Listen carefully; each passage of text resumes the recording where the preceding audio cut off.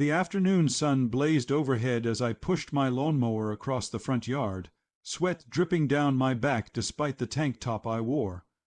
That's when I noticed her marching across the street, finger already extended like a weapon, her face twisted in righteous fury. Barbara Hutchinson, our self-appointed HOA enforcer, was on the warpath again. She stopped inches from my face, so close I could smell the artificial sweetener in her iced coffee, and launched into her tirade about community standards and property values. I was about to respond when she suddenly pivoted, stomped onto my lawn, and yanked my small American flag out of the garden bed. The metal stake scraped against the decorative stones as she wrenched it free. That's when we both heard it, the quiet rumble of an engine behind her. Barbara froze mid-rant, flag still clutched in her manicured hand, as a patrol car rolled to a stop at my curb. It had started as just another scorching Saturday in Pine Valley Estates. The temperature had climbed past 90 degrees F by noon, and I'd thrown on my most comfortable tank top, the navy, blue one with a tiny hole near the hem, before heading out to tackle the lawn. I'd been doing this same routine every weekend for the 3 years since I'd moved in. Push the mower in neat diagonal lines, trim the edges, water the flower beds, all while dressed for the heat. But for the past month, Barbara had been watching from her window across the street, her disapproval growing more obvious with each passing week. Barbara Hutchinson wasn't technically the HOA president, but she acted like she owned the entire neighborhood. At 52, with her perfectly styled blonde bob and designer athleisure that never saw actual athletic use, she'd appointed herself the guardian of what she called neighborhood decorum. She believed anything less than business casual in public view was destroying the fabric of our community. She'd corner people at the mailbox cluster to lecture them about their choice of gardening attire. She'd leave passive-aggressive notes on windshields about the proper way to display holiday decorations. And lately she'd turned her laser focus on me and my weekend lawn care wardrobe. The harassment started small. I'd catch her snapping photos from her driveway while I worked, her phone held high like she was gathering evidence for a crime scene. Then came the loud comments whenever I was within earshot. She'd be on her phone, volume turned up just enough for me to hear, complaining to whoever would listen about the decline of neighborhood standards. She'd use phrases like moral decay and property value destruction while staring directly at me. I tried to ignore it, focusing on keeping my lawn pristine, while she focused on my tank top as if it were made of offensive slogans instead of plain cotton fabric. The complaints to the HOA board came next. Barbara filed formal grievances every few days, each one more dramatic than the last. She claimed I was creating a hostile environment for families. She insisted that my attire was inappropriate for a residential setting. She even suggested that my tank top wearing was part of a larger pattern of disrespect for community values. The HOA board, to their credit, responded to each complaint with increasing exasperation. Board member Tom Garrison personally stopped by one evening to apologize for the constant notifications. He assured me there was absolutely no dress code for homeowners on their own property, and that Barbara's complaints were being dismissed as fast as she could file them. But Barbara's frustration only intensified with each failed complaint. She started timing her own yard work to coincide with mine, always finding reasons to be outside when I was. She'd water plants that didn't need watering, inspect her mailbox multiple times, or pretend to pick up non-existent litter from her driveway, all while shooting daggers across the street.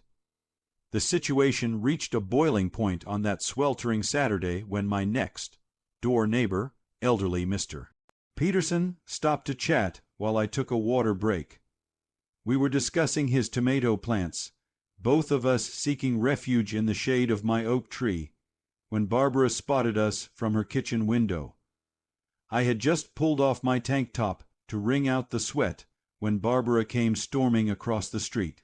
Her face was crimson, whether from anger or the heat I couldn't tell, and she was moving with the determination of someone on a crusade. "Mister, Peterson took one look at her approach and mumbled something about needing to check his sprinkler system before retreating to his backyard. Barbara didn't even wait for him to clear the property line before launching into her assault. She started yelling about public decency and community standards before she even reached my driveway. Her voice carried across the entire cul-de-sac as she demanded I put on proper clothing immediately. She insisted that my bare chest was traumatizing children who might glance out their windows, though I hadn't seen a single kid outside all day due to the heat. When I calmly put my tank top back on and asked her to leave my property, she seemed to snap. That's when she marched onto my lawn, her pristine white sneakers crushing my carefully maintained grass, and grabbed the small American flag I had planted near my flower bed. She yanked it out with such force that dirt scattered across the mulch I'd just laid the previous weekend. She waved the flag in my face like evidence of some greater crime, ranting about how I was disrespecting the flag by displaying it while dressed inappropriately. The metal stake swung dangerously close to my chest as she gestured wildly. That's when I took a step back and calmly informed her that she was now trespassing on private property, and that my security cameras, which I'd installed after her photo-taking sessions began, were recording everything. I pointed to the visible camera mounted under my eave, its red light blinking steadily. Barbara glanced at it, then back at me, her grip on my flag tightening as her face grew even redder. Instead of backing down, Barbara doubled her efforts. She declared that she had every right to be on my property as a concerned member of the HOA Enforcement Committee. A committee I was fairly certain didn't exist. When I pulled out my phone to call the non-emergency police line, she laughed and said no officer would take the side of someone who couldn't even dress properly in their own yard. I dialed anyway, speaking calmly to the dispatcher while Barbara continued her tirade in the background. She was now adding destruction of neighborhood unity to her list of my supposed crimes. The dispatcher asked if I felt threatened, and I explained that while Barbara hadn't touched me, she was refusing to leave my property and had damaged my landscaping by ripping out the flag. I could hear typing on the other end as the dispatcher took down the details. Barbara must have heard me mention the security footage because she suddenly pivoted toward my garden gnome, a whimsical piece my niece had given me for my birthday. She kicked it with surprising force, sending the cheerful ceramic figure tumbling into my roses. The gnome's pointed hat broke off on impact, and that's when I added vandalism to my report. The patrol car arrived within 8 minutes, though it felt much longer with Barbara's non-stop commentary about civic duty and moral obligations.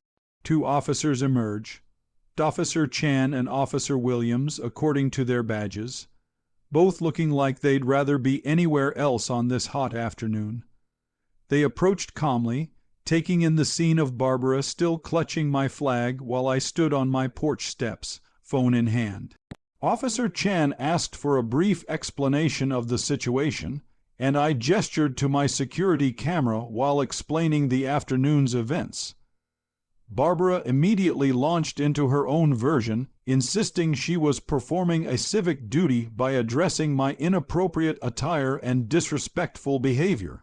She claimed authority under HOA regulations, waving my flag for emphasis and nearly hitting Officer Williams in the process. When they asked to see the security footage, I pulled it up on my phone, showing them the clear progression from her marching onto my property to yanking out the flag to kicking my garden gnome. The officers exchanged glances that suggested this wasn't their first encounter with an overzealous HOA enthusiast. Officer Chen asked Barbara to return my property and leave the premises. She clutched the flag tighter, insisting she was confiscating it as evidence for the HOA board. When Officer Williams explained that she had no legal authority to take items from my property, she invoked something she called community enforcement privileges, which seemed to be entirely of her own invention. The officer's patience was clearly wearing thin as the temperature continued to climb and Barbara showed no signs of compliance.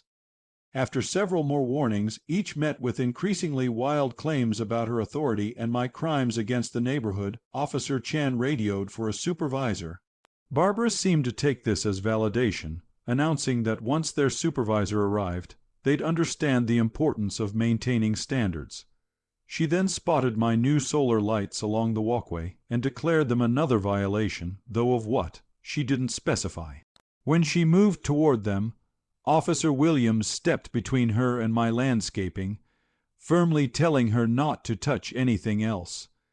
The situation deteriorated rapidly when Barbara tried to push past Officer Williams to document what she called evidence of my pattern of violations. That's when they'd had enough. Officer Chan informed her she was under arrest for trespassing and vandalism, pulling out handcuffs as Barbara's jaw dropped in disbelief. She sputtered about lawsuits and connections on the city council, but the officers were already moving to restrain her. The entire cul-de-sac had become an audience by then, with neighbors peering through blinds and over fences at the spectacle. As they placed the handcuffs on her wrists, Barbara's protests reached a crescendo. She yelled about dress codes and property values, about the decay of decent society and the importance of maintaining standards. Mrs. Nakamura, from 2 houses down, actually stepped onto her porch with a bowl of popcorn, though she tried to look like she was just checking her mail. Teenage Jeremy from the corner house had his phone out, undoubtedly recording for social media. Even Mr. Peterson had returned, watching from the safety of his garage as Barbara was led toward the patrol car. The officers had to duck her head to get her into the back seat as she was still ranting about her authority and my tank top. Through the window, I could see her mouth moving rapidly, undoubtedly continuing her monologue about community standards to an audience of none. Officer Chan returned my flag, now slightly bent from Barbara's grip, and took my statement. He mentioned that the vandalism charge was for my broken gnome, which he photographed for evidence, and that I'd need to provide the security footage for their report. 3 days later, I received a formal letter from the Pine Valley Estates HOA board. They apologized for the incident and clarified in no uncertain terms that homeowners were free to dress however they wished on their own property. The letter also mentioned that Barbara's self-appointed position on the decorum committee was not, and had never been, officially sanctioned by the board. In fact, they discovered she'd been sending letters on fake HOA letterhead for months, creating rules and committees that existed only in her imagination. The following week brought more revelations. Barbara's arrest had made the local news, complete with my security footage that had somehow found its way online. The headline, "Overzealous HOA Enforcer Arrested for Trespassing," didn't mention names, but everyone in Pine Valley Estates knew exactly who it was about. The HOA board held an emergency meeting where they voted unanimously to ban Barbara from any future board positions and to invalidate all of her unofficial enforcement actions from the past year. At her hearing, Barbara faced a $500 fine for vandalism. My gnome had been a limited edition piece worth more than expected, and $300 for trespassing. The judge also ordered her to complete 40 hours of community service, specifically working with a local organization that promoted community tolerance and diversity. When the sentence was read, Barbara's face went through a series of expressions from disbelief to anger to something that might have been defeat. She slumped in her chair, muttering about the downfall of civilized society as her lawyer quietly explained that it could have been much worse.